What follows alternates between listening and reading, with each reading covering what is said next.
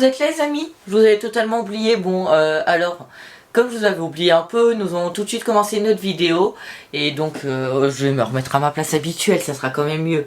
Et donc, aujourd'hui, comme sujet de vidéo, je vais vous proposer, nous allons regarder comment créer notre propre serveur multimédia avec Play sur un NAS QNAP qui est le 253A. Grâce à ce serveur NAS, nous allons voir comment créer son propre serveur multimédia. Ça ne pourra jamais être équivalent à Netflix comme vous n'avez jamais autant de films chez vous. Donc, pour commencer, il faut que soit que vous ayez des fichiers, et des films, des vidéos de famille, de la musique, ce que vous voulez, sur votre ordinateur, où nous allons nous procurer un film que j'adore qui s'appelle Ready Player One. Si vous ne l'avez pas vu, je vous conseille d'aller le voir. C'est un film où tu as des vrais personnages qui se retrouvent dans un jeu virtuel en 3D, dans le futur. Je vais pas vous en dire plus, sinon je vais vous spoiler le film. Si vous l'avez pas vu, ça serait un peu malheureux. Donc voilà. Donc avant tout de commencer, je vais vous montrer comment ripper un film. Mais pour ça, c'est une information très importante. Si vous ripez un film, un DVD ou quoi que ce soit, vous devez le garder en boîte chez vous. C'est interdit à la vente ou à la location. C'est-à-dire que si vous le ripez, vous devez l'avoir chez vous. Sinon, c'est illégal. Donc, nous restons dans l'égalité, bien sûr. J'espère que vous avez bien compris. Si vous faites quelque chose d'autre, je ne serai pas responsable. Ça sera vous les responsables. Moi, je vous informe comment rester dans l'égalité. Donc, pour ceci, il va bien sûr nous falloir le disque qui est dedans. Alors, nous allons créer notre serveur Play sans Blu-ray. On peut le faire avec des Blu-ray 4K ou des DVD. Moi, j'ai choisi de prendre un Blu-ray. À savoir qu'un Blu-ray en moyenne, comment je vais le ripper, ça fait une vingtaine de gigas. Et un Blu-ray 4K, ça fait une soixantaine de gigas. Et un DVD, ça fait en moyenne 5 gigas. Donc, pour ripper un Blu-ray, vous devrez bien sûr être équipé d'un lecteur Blu-ray dans votre ordinateur. Donc, moi, c'est le cas.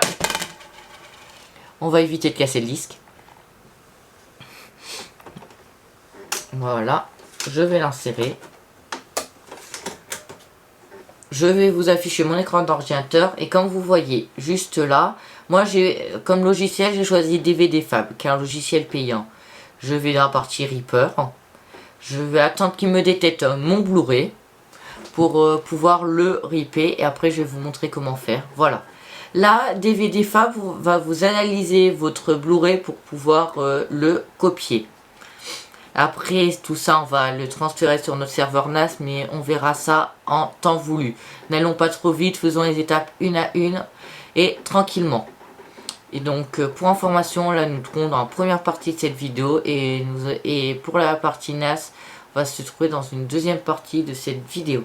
Donc ici, moi je vais choisir français, anglais en Dolby Atmos en 7.1. Et en sous-titre, je vais aussi prendre français, anglais, c'est notre langue et la langue anglaise que vous connaissez bien. Après, je vais faire démarrer. Là, il me dit qu'il n'a pas reconnu, mais c'est pas grave. Et ça travaille. Donc, voilà. Donc, nous allons attendre qu'il nous le ripe. Après, il va vous créer un dossier qui s'appelle vidéo sur votre bureau. Voilà. Juste là, vous avez Ready Player One et le dossier est vide. Il va maintenant falloir attendre que le logiciel travaille. Il devrait pas tarder à nous afficher le temps restant, mais dans tous les cas, voilà, il me dit 3 heures, mais ça va pas mettre 3 heures, ça va mettre une quarantaine de minutes. Nous allons attendre que ça se passe et je vous retrouve tout de suite après. Allez, à tout de suite. Et bien voilà les amis, le ripage est terminé. Comme vous pouvez constater sur l'écran, c'est marqué processus terminé. Donc sur votre bureau, vous avez un dossier qui s'appelle vidéo, que moi j'ouvre, voilà. Dedans c'est marqué Ready Player One. Ready Player One, voilà. Donc voilà, je devine que vous savez tous comment mettre un fichier sur votre NAS. Donc je mets le fichier sur mon NAS. Et nous nous retrouvons tout de suite après. Me revoilà les amis, j'ai transféré mon Blu-ray sur mon serveur NAS. Comme vous pouvez le voir, je vous affiche mon serveur NAS. Donc sur votre NAS, vous devez télécharger l'application Plex Media Server, que ce soit votre NAS QNAP, Synology, Western Digital, Netgear, etc. C'est compatible et tout, même avec Docker, même sur un PC vous pouvez le faire.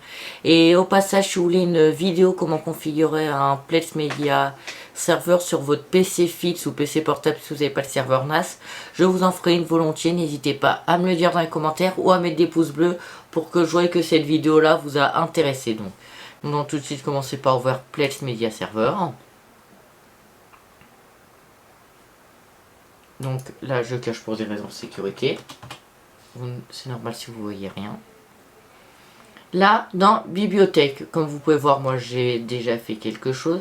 Là, vous avez un truc qui s'appelle bibliothèque. Vous allez faire plus. Vous allez sélectionner ce que c'est. Films, séries, musique, photos, vidéos. Nous, c'est des films. Non, film. Il nous demande la langue de notre film. Donc, si vous êtes comme moi, vous allez mettre français. Logique. On va appeler ça film. Après, il va vous demander de choisir un dossier d'accès. Sauf que c'est là où c'est plus compliqué. C'est que le truc est très mal fait. Donc, moi, comme je n'ai pas envie de vous voyez tout, bien sûr, je vous cache. Mais s'il y a des personnes qui sont ici pour essayer de trouver des informations privées, vous ne verrez rien. Donc, je vous invite tout de suite à partir de cette vidéo, comme je vous montrerai rien. Maintenant que je l'ai ajouté, vous voyez que j'ai film qui est apparu juste là. Mon truc est là, et là, il va me rechercher la miniature.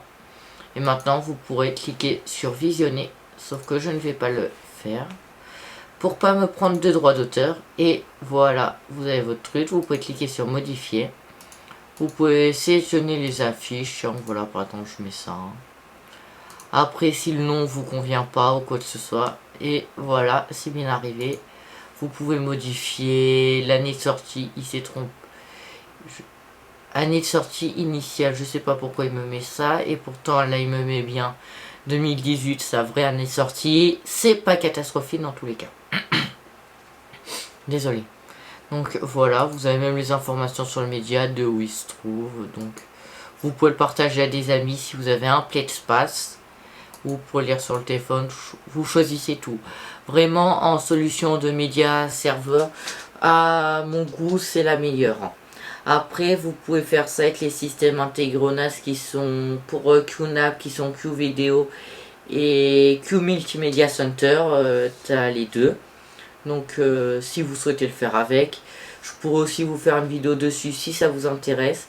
Sinon, j'espère que cette vidéo vous aura plu. Donc, comme je vous ai dit, si vous voulez une vidéo pour configurer un Plex Media Server sur votre PC, n'hésitez pas à me le mettre en commentaire, à me mettre un pouce bleu si vous voulez, si vraiment ça vous intéresse. Je le ferai si ça vous a plu. Sinon, j'espère que cette vidéo vous a plu. Vous pouvez la partager à vos amis qui essayent d'en faire, etc. Ça aidera aussi à faire grandir la chaîne. Plus j'aurai qu'il y a de monde qui me suit, plus de pouces bleus, etc. Plus le contenu sera intéressant et plus je pourrai vous en poster. Sinon, c'était Tech2. N'hésitez pas à vous abonner et à lâcher un gros pouce bleu. Salut, salut. Bye bye.